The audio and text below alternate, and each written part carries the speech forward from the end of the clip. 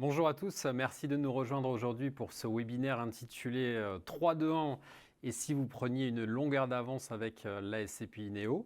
Je suis Laurent Boissin, je suis président du directoire de Novaxia Investissement et je suis accompagné aujourd'hui d'Arnaud Guillepin, notre directeur des investissements. Bonjour Arnaud. Bonjour Laurent, bonjour à tous.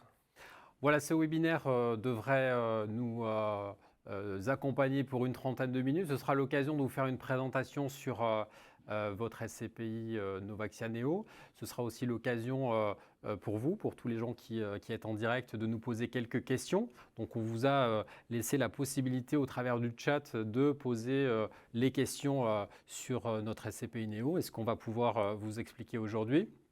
On reviendra en fin de cette présentation sur les différentes questions que vous aurez eu l'occasion de nous poser. Donc on va parler tout d'abord du marché de la SCPI, du marché immobilier. Et puis on vous parlera bien sûr de votre SCPI, en particulier, c'est très attendu je crois, des performances de la SCPI pour l'année 2023. Alors tout d'abord peut-être pour démarrer le marché de la SCPI, un marché, une polarisation du marché de la SCPI en 2023. Ça a été beaucoup dit dans les journaux. Des SCPI, vous les avez sur votre gauche à l'écran, qui ont pu baisser leur prix de part au cours de l'année 2023. C'est vrai, c'est une minorité des SCPI, néanmoins en capitalisation, ça représente un montant important de la capitalisation des SCPI. Vous avez au centre une part importante des SCPI qui ont été stables en termes de valeur de part. Et puis il faut le reconnaître, quelques produits se distinguent aujourd'hui dans le marché de la SCPI. Et c'est en particulier les SCPI qui ont des taux de distribution supérieurs à 6%. Alors l'ensemble des chiffres n'ont pas encore été publiés pour le marché, mais on devine cette polarisation du marché avec d'un côté des véhicules qui rencontrent des difficultés, puis de l'autre côté des véhicules qui se portent plutôt bien et qui vont pouvoir saisir des opportunités qui en particulier sont liées au marché immobilier qui, Arnaud va nous le dire, cette année a évolué, en tout cas a beaucoup changé en 2023 par rapport à l'année 2022. Oui, tout à fait Laurent. Donc une hiérarchie des SCPI revue, compte tenu d'un marché immobilier chahuté. Cette tendance avait été amorcée fin 2022 et s'est généralisée en 2023, puisque 2023 en France, c'est un volume transacté sur le marché tertiaire de 12 milliards d'euros, soit 2,5 fois moins que l'année 2022 et 2,5 fois moins que la moyenne quinquennale, puisqu'on est aux alentours de 30 milliards d'euros transactés chaque année. Alors, le marché français n'est pas isolé, puisque la tendance est généralisée sur l'ensemble des marchés européens, avec entre moins 7% en Autriche jusqu'à moins 74% en Belgique, mais la moyenne est aux alentours de moins 50% sur les différents marchés. Les deux marchés les plus touchés en termes de valeur en euros, c'est quand même le Royaume-Uni, avec moins 40 milliards de volume transacté en 2023, et l'Allemagne avec moins 25 milliards. Alors nous, on y voit plutôt une opportunité de se renforcer justement sur ces différents pays, parce que les fondamentaux économiques restent bons, et la demande placée, donc la demande locative, est résiliente et importante. Voilà, moins de transactions, c'est plus d'opportunités. Peut-être un mot d'abord pour évoquer, pour reprendre les caractéristiques principales de la SCPI Novaxia Néo. Vous le savez, c'est dans le marché la première SCPI qui a pu proposer un accès au marché de la SCPI sans frais de souscription. Sans frais de souscription, ça ne veut pas forcément dire sans frais de gestion, mais l'idée était d'aligner en fait les intérêts entre la société de gestion et les investisseurs, puisque cette SCPI permettait donc de rentrer sur un produit absolument sans frais. C'est une stratégie qui est diversifiée du point de vue de la géographie, on y revient tout à l'heure, diversifiée sur la partie typologique. C'est une stratégie dite best in progress, donc on va investir sur le patrimoine, le maintenir, essayer de maintenir la valeur du patrimoine pour conserver la valeur et si possible bénéficier de croissance de la valeur sur le patrimoine. C'est un patrimoine et c'est un portefeuille qui est résilient. On revient tout à l'heure sur la qualité du portefeuille, sur la diversité du portefeuille. Mais aujourd'hui, c'est une SCPI qui a pris son envol, une jeune SCPI lancée il y a quelques années. Donc elle est à la fois récente, mais elle a aujourd'hui de l'embarqué. Vous voyez déjà 7500 associés nous ont fait confiance et on est ravis, on les remercie d'ailleurs. 7500 associés pour une capitalisation qui dépasse désormais 400 millions d'euros pour la SCPI Néo. C'est donc un produit qui est diversifié et qui a une solidité dans ses revenus, avec un objectif de taux de distribution non garanti certes, mais c'est cet objectif sur le long terme où on va viser 6% de taux de distribution régulièrement pour la SCPI, avec un niveau de risque qui est plutôt modéré, hein. Vous le voyez en haut à droite sur votre écran. En termes de niveau de risque, on est positionné en SRI numéro 3 sur la SCPI Novaxia Neo. Novaxia Neo, c'est une SCPI de notre gamme Novaxia Investissement. Vous le savez, hein, tous nos produits sont labellisés ISR. C'est également une SCPI qui est classifiée article 9 au sens de la réglementation SFDR. Et c'est d'ailleurs un des rares produits dans le marché aujourd'hui disponible à être classifié article 9, justement au sens de cette réglementation. Alors les chiffres, vous les attendez. Voilà, pour l'année 2023, nos fondamentaux ont été solides.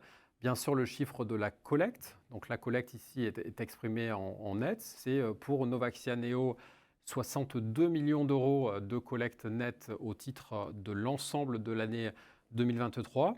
Une collecte finalement qui a été assez régulière au fil de l'année, donc qui est restée solide et régulière et nette et positive bien sûr sur le 4e trimestre.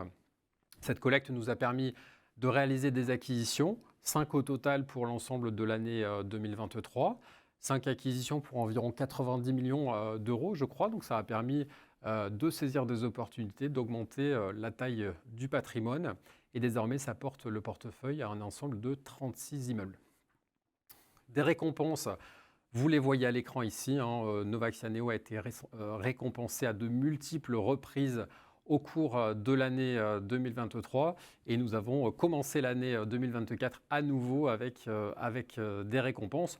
Donc l'année 2024 se présente bien puisque vous le voyez hein, naturellement avec le niveau de collecte qui a été atteint en 2023, la SCPI Néo fait partie des SCPI qui aujourd'hui n'ont bien sûr aucune part en attente de retrait. Le taux de distribution pour l'année 2023, je crois que c'était un chiffre qui était très attendu.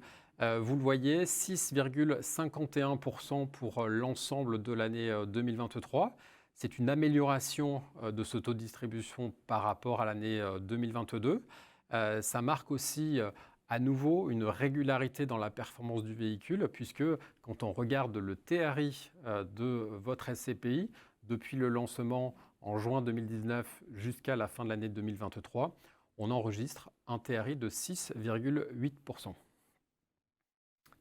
Les valeurs d'expertise, sur la fin de l'année, vous le savez, c'était un enjeu. Hein, je crois qu'au cours de l'année 2023, on a fait preuve de transparence au sujet des expertises de notre patrimoine, puisqu'à plusieurs reprises, nous avons procédé à une expertise externe, je le précise, de la totalité du patrimoine de la SCPI. Quand on compare désormais les chiffres entre le 31-12 de l'année 2022 avec les chiffres atteints à la fin de l'année 2023, on constate une stabilité des valeurs d'expertise du patrimoine de la SCPI Néo. Alors traduit en valeur de reconstitution, vous le savez, la valeur d'expertise, c'est une des composantes essentielles de cette valeur de reconstitution. La valeur au 31 décembre, la valeur de reconstitution n'est pas encore connue, elle devrait être connue dans quelques jours désormais. Néanmoins, compte tenu du fait que nos valeurs d'expertise ont été stables au cours de l'année 2023, cette stabilité ne devrait pas avoir d'impact majeur sur la valeur de reconstitution. Et vous le voyez, hein, cette valeur de reconstitution était au 30 juin 2023 d'à peu près 191 € par part.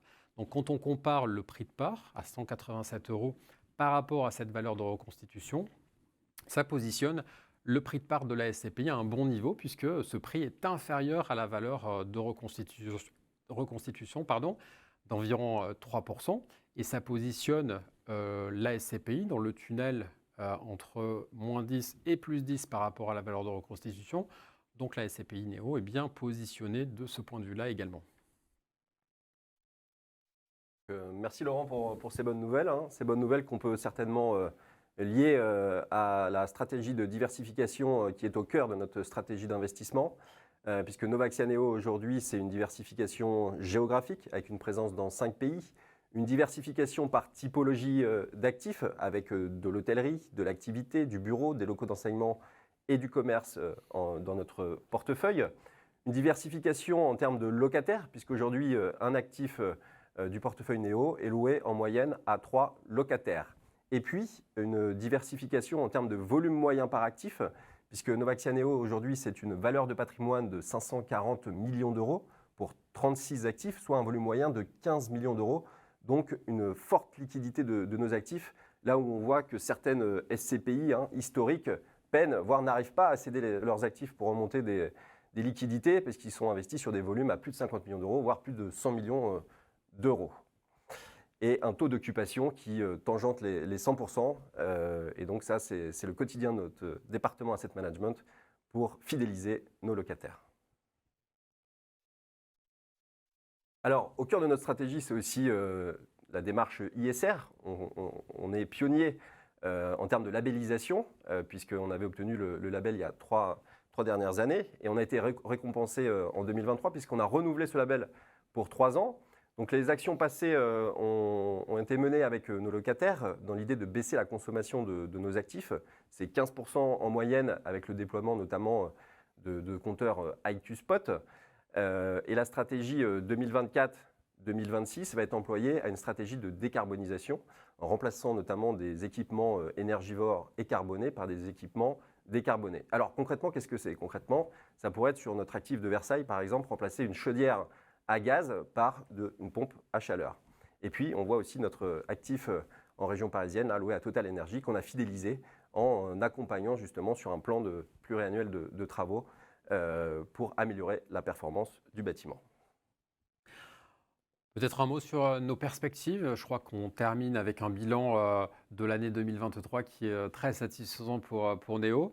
On se positionne désormais sur l'année 2024. Vous le voyez à l'écran, des perspectives en termes de taux de distribution qui confirment en fait cette régularité en termes de performance depuis plusieurs années, depuis le lancement du fonds à vrai dire, puisque de façon systématique jusque-là, le fonds a distribué plus de 6% avec, je le disais tout à l'heure, cette performance 2023 qui est la performance la plus élevée pour le véhicule en termes de taux de distribution avec 6,51 pour la seule année 2023.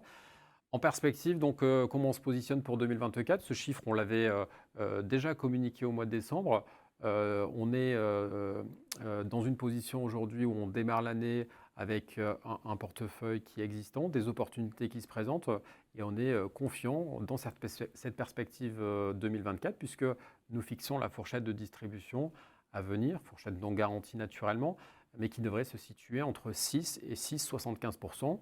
Alors naturellement, on aura l'occasion dans le courant de l'année 2024 d'affiner cette fourchette de distribution pour essayer de préciser petit à petit quel sera notre atterrissage pour l'ensemble de l'année 2024.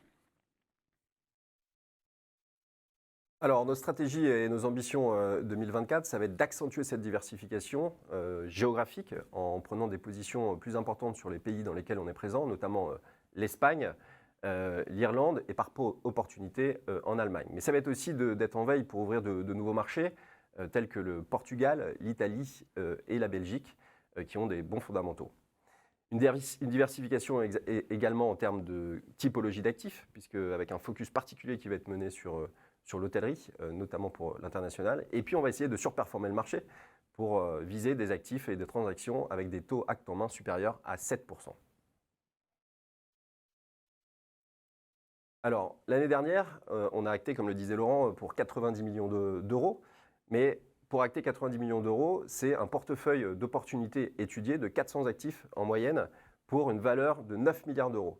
Et ce qui fait que sur 100 actifs étudiés, c'est à peu près 10 offres qui ont été envoyées. Et sur ces 10 offres, c'est un petit peu plus de 1 qui a été vraiment transacté. Donc un taux de transformation de 1,3 par dossier reçu. Cette année, on a déjà 1 milliard, les équipes y travaillent, d'être en veille, en animation du marché pour trouver vraiment les bonnes opportunités qui correspondent à notre stratégie d'investissement. On a déjà 1 milliard d'opportunités étudiées. On a mis à titre confidentiel quelques opportunités à l'écran. Et donc, comme on le disait, de l'hôtellerie, notamment sur Barcelone et puis sur Milan en Italie, du retail plutôt en Allemagne et quelques opportunités en région en France. Voilà, en termes de services, une des particularités également de la SCPI Novaxianeo, c'est des services en fait tout à fait adaptés. Vous le savez, la possibilité d'avoir une distribution mensuelle des revenus. C'est l'occasion en fait d'avoir une adéquation entre la distribution qui est faite par la SCPI avec les attentes des épargnants, puisque assez régulièrement, les investissements qui sont faits à SCPI sont là pour compléter des revenus, en particulier pour les personnes à la retraite, par exemple. On met en place d'autres services. On cite ici les versements programmés. Le versement programmé est tout à fait adapté en fait pour les personnes qui souhaitent se constituer progressivement en une épargne, constituer cette épargne au fil de l'eau en investissant progressivement, puisque votre SCPI est accessible, vous savez, à partir d'une part, une part étant à 187 €. Donc le versement programmé permet tout à fait, par exemple, d'acquérir une part ou plusieurs parts chaque mois, chaque trimestre, en tout cas de façon régulière, de sorte que les investisseurs vont pouvoir aller progressivement, en tout cas avoir un effort d'épargne qui sera progressif pour avancer dans leur constitution de leur patrimoine. Et puis bien sûr, et c'est peut-être l'aspect le plus distinctif pour Novaxianeo, c'est la partie nue propriété, le démembrement pour la SCPI, la part de SCPI qui aujourd'hui pour la SCPI Novaxianeo fait partie des conditions probablement parmi les plus attractives du marché. On vous a pris un exemple ici à l'écran avec l'écart entre la pleine propriété et la nue propriété pour une part qui serait démembrée sur une durée de 20 ans. Qu'est-ce que ça veut dire? Tout simplement, ici on compare quel est le prix de la part si vous achetez la pleine propriété aujourd'hui et quel est le prix de la part si vous achetez la part en nue propriété sur une durée de 20 ans. Donc vous voyez, cette décote importante de 40% permet typiquement à quelqu'un qui peut avoir entre 45 et 50 ans pour entrer sur un investissement en vue de se constituer des revenus futurs au moment où cette personne sera à la retraite. Donc un produit tout à fait adapté pour les épargnants, pour les retraités, pour la préparation de sa retraite et en tout cas pour la constitution de son épargne. Les services, c'est également pour vous les professionnels du patrimoine un parcours de souscription sur lequel on a beaucoup travaillé. On sait que ça fait partie des éléments importants pour vous pour faciliter en fait ce processus de souscription. Donc désormais, nous avons ce processus qui est en train de se mettre en place, totalement dématérialisé. Ça permet tout simplement pour vous d'avoir une souscription qui ira jusqu'à la signature électronique, donc une dématérialisation complète du parcours, dans un temps record, 6 minutes, peut-être un peu plus pour certains, un peu moins pour d'autres.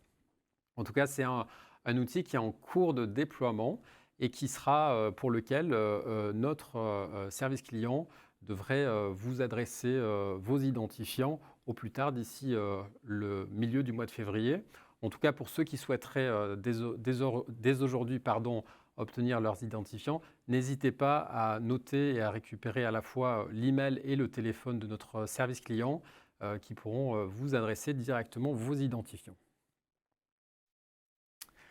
Notre équipe de CGP, notre équipe commerciale chez Novaxia Investissement, vous les connaissez certainement. N'hésitez pas à flasher le QR code à gauche de votre écran pour récupérer l'ensemble de leurs coordonnées.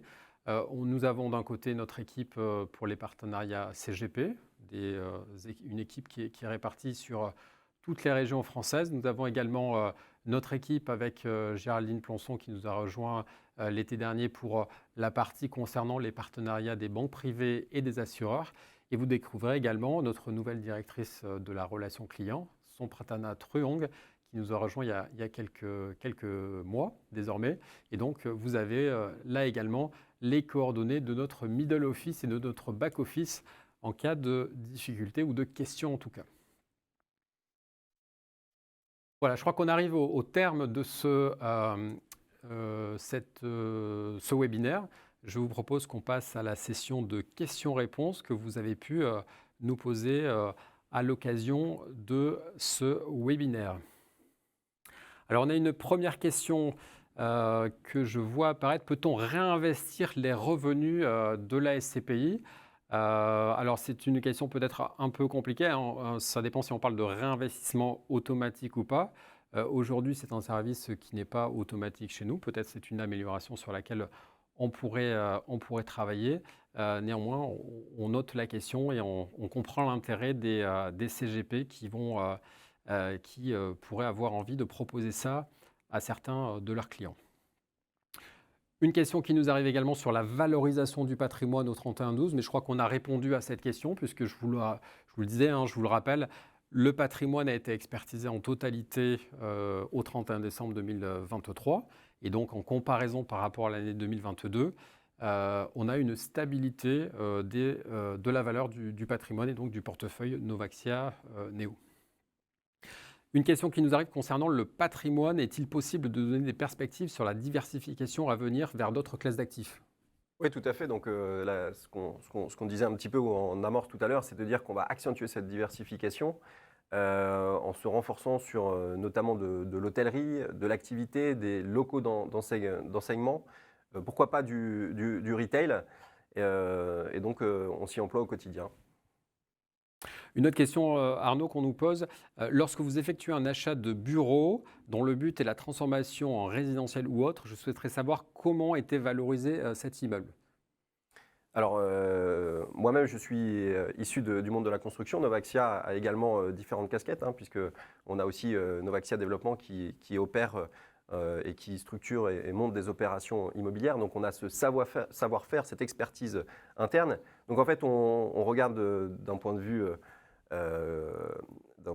l'actif d'un point de vue par rapport à sa localisation, par rapport à la qualité de signature, par rapport au rendement, par rapport à la durée des baux, et ça on en fait une valorisation. Mais on regarde aussi le sous-jacent qui est la valeur foncière.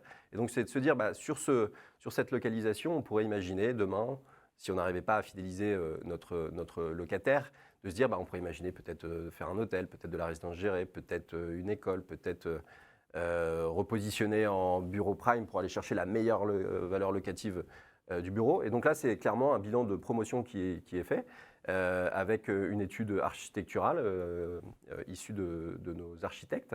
Et donc, on en fait une valeur, on en détermine une valeur foncière à terminaison. Peut-être une précision sur la stratégie de Néo, et je crois que c'est important d'insister là-dessus, sur la partie transformation. En tout cas, la SCPI Néo, c'est une SCPI de détention, donc on va analyser ce potentiel de réversibilité des actifs dès l'acquisition. Donc on est sur des actifs qui vont qui vont être loués, donc procurer du rendement pour assurer justement le taux de distribution. Donc on est très content de garder nos locataires, hein, de les fidéliser, mais il peut s'arriver, ça arrive, un locataire qui a besoin peut-être de moins d'espace ou plus d'espace et qui est amené à changer d'immeuble. Et bien là, on a le plan B qui est de dire on peut relouer l'immeuble compte tenu de ses fondamentaux et de sa localisation, mais on peut se dire aussi que cette localisation, qui est souvent dans un environnement mixte urbain, hein, c'est ce qu'on recherche, on n'ira pas à la Défense, puisque c'est un marché très exposé tertiaire, et donc si ça se complique, le seul moyen c'est d'être le plus performant en baissant son loyer au maximum. Et nous, on ne veut pas ça. Nous, on veut justement se dire qu'on est dans un environnement mixte urbain avec du résidentiel, de l'hôtellerie, du logement et du commerce. Et donc, c'est de se dire qu'il y a toujours un plan C, qui est de dire on peut imaginer la suite et recycler cet immeuble. Et le recyclage, ce n'est pas forcément du bureau en logement, c'est potentiellement du bureau sur toute classe d'actifs. On nous pose également une question sur le taux de rendement. Hein, pour revenir sur le taux de rendement, quel est le taux de rendement net versus brut, hein? Je vous rappelle que le taux de distribution est exprimé brut de fiscalité. Hein, donc c'est-à-dire qu'une SCPI qui est exposée au marché étranger paye pour le compte des investisseurs une part de la fiscalité. Donc cet impôt est neutralisé au travers du calcul du taux de distribution brut qui est désormais le standard pour toutes les sociétés de gestion. Donc ce taux brut était bien, je vous le confirme, pour l'année 2023 de 6,51%. Le taux net correspond à 5,83% pour la SCPI. Arnaud, on nous pose également une question sur le marché allemand. Pouvez-vous, s'il vous plaît, nous parler du marché immobilier allemand? Donc c'est une question assez vaste. Le marché immobilier allemand fait partie des deux marchés tertiaires les plus importants, avec le Royaume-Uni. Et donc c'est un marché qu'on aimerait adresser, mais c'est un marché qui a certes corrigé, mais on est passé de taux prime qui étaient entre 3 et 4% à des taux aujourd'hui prime entre 4 et 5%, mais qui restent compliqués à adresser compte tenu d'un taux de distribution de 6,51 cette année. on est obligé de viser le top 10 des villes pour pouvoir se positionner. Mais on y travaille. On l'a vu, hein, le marché allemand, c'est un marché qui a beaucoup souffert en termes de volume d'investissement en 2023, pardon. C'était un marché qui avait très bien fonctionné pendant de longues années et qui a rencontré des difficultés en 2023. C'est donc pour nous un marché d'opportunité. Donc éventuellement, c'est un marché sur lequel effectivement on pourrait entrer avec la SCPI Novaxia Neo. Toujours une question sur la transformation des immeubles. Vos acquisitions portent-elles exclusivement sur des actifs transformables ou pas uniquement?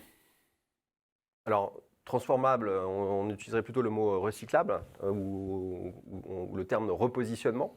C'est-à-dire qu'un actif, effectivement, est étudié. Alors, est-ce qu'on le fera oui ou non? Après, c'est des hypothèses aussi, hein. La transformation et le recyclage et le repositionnement passent par, idéalement, des valeurs métriques qui sont inférieures en bureau par rapport à la valeur sortie du projet cible, donc par exemple du logement. Si on prend notre actif de Versailles, c'est un prix d'entrée de l'ordre de 3 500 € sur un marché du logement qui aujourd'hui tangente les 9 000 €. Et donc, on essaie à la fois d'être sur ces marchés-là où le prix du logement est nettement supérieur au prix du bureau, et puis sur des fonciers qui permettent d'imaginer de la constructibilité à terminaison. Si on prend par exemple notre actif en région lyonnaise, on bénéficie d'un terrain de 2 hectares, et donc sur un bâtiment développé en R+1, on peut très bien imaginer à terminaison, donc à plus de 9 ans, puisque sur cet actif-là, c'est un bail ferme de 9 ans, multiplié par 3, voire 4 la constructibilité, et donc c'est de la création de valeur pour nos investisseurs. Voilà, on a une question sur les financements que vous nous adressez. Bonjour, de quelle enveloppe financière disposez-vous actuellement pour investir et dans quelle proportion est-ce que vous utilisez l'effet de levier? Alors, deux questions dans la question. De quelle enveloppe est-ce qu'on dispose aujourd'hui? Effectivement, donc on vous a montré hein, les chiffres de collecte pour l'année 2023, 62 millions de collectes pour l'ensemble de l'année. C'est une capacité à investir qui est présente, hein, puisque cette collecte est arrivée jusqu'à la fin de l'année. Je crois que notre chiffre aujourd'hui de trésorerie disponible est de l'ordre de 27-30 millions d'euros sur le fonds. Donc aujourd'hui, on a des ressources mobilisables immédiatement pour saisir les opportunités que Arnaud vous a présentées à titre d'exemple précédemment. Et puis la dette, effectivement, on peut utiliser ou pas, le cas échéant, l'effet de levier sur nos opportunités d'acquisition. Vous l'avez vu, on est positionné sur des taux de rendement à l'acquisition qui sont élevés. On vise 7% plus à l'acquisition. Et donc l'effet de levier conserve son intérêt. C'est vrai que les taux d'intérêt ont augmenté depuis quelques années. Même s'ils sont stabilisés ou ils sont en train de se stabiliser ces temps-ci.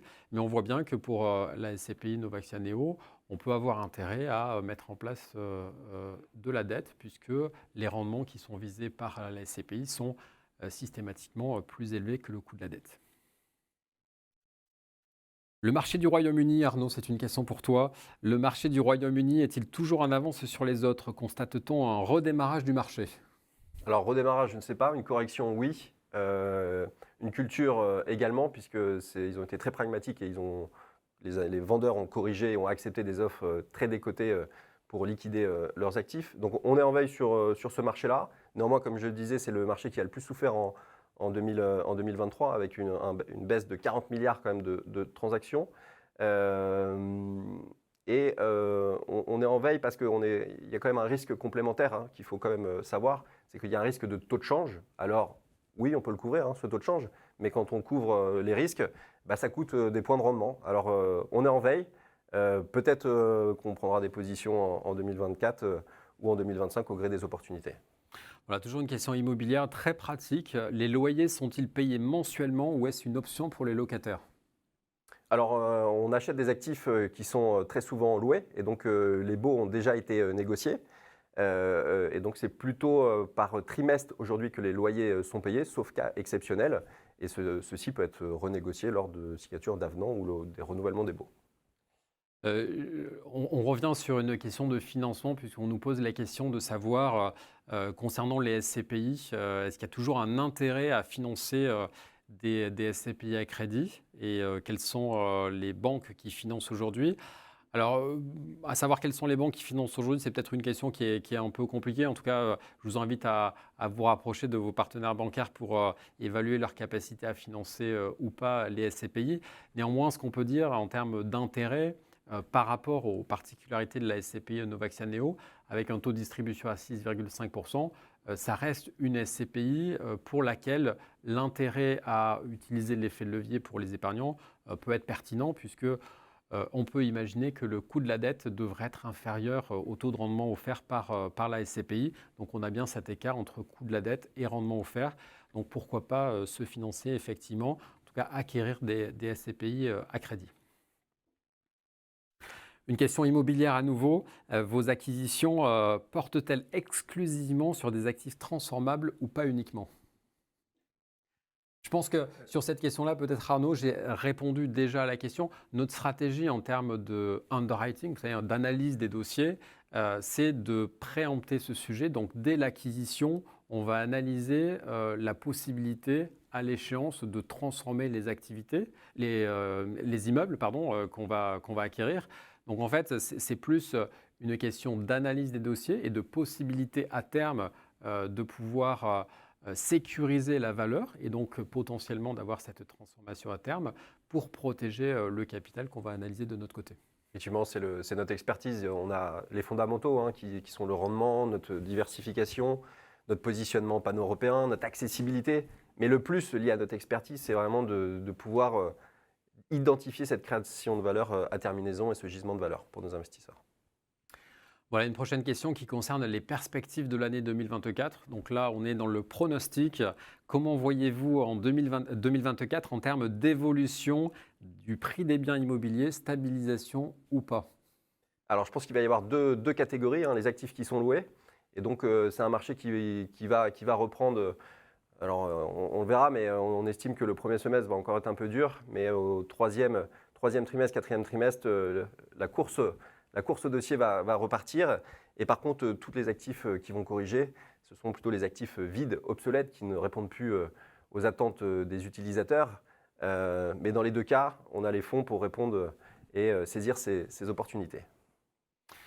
Voilà une question très pratique qui concerne le replay de ce webinaire. Naturellement, j'aurais dû vous le préciser en introduction. Donc, le webinaire a été enregistré et sera à disposition sur les réseaux très prochainement. Je surveille mon écran avec le montant. Alors, pardon, on revient sur la question de la dette. Excusez-moi, je prends les questions un peu dans l'ordre d'arrivée. Le montant de la dette de la SCPI Neo. Donc aujourd'hui, je vous le disais, on peut faire appel ou pas à la dette sur notre véhicule SCPI Novaxia Neo. En volume, aujourd'hui, ce que ça représente, je crois que c'est un peu moins de 200 millions d'euros de dette. Ce qu'il faut retenir, c'est le taux d'endettement du fonds. On est proche de 35%, on est autour de 35% d'endettement sur le véhicule.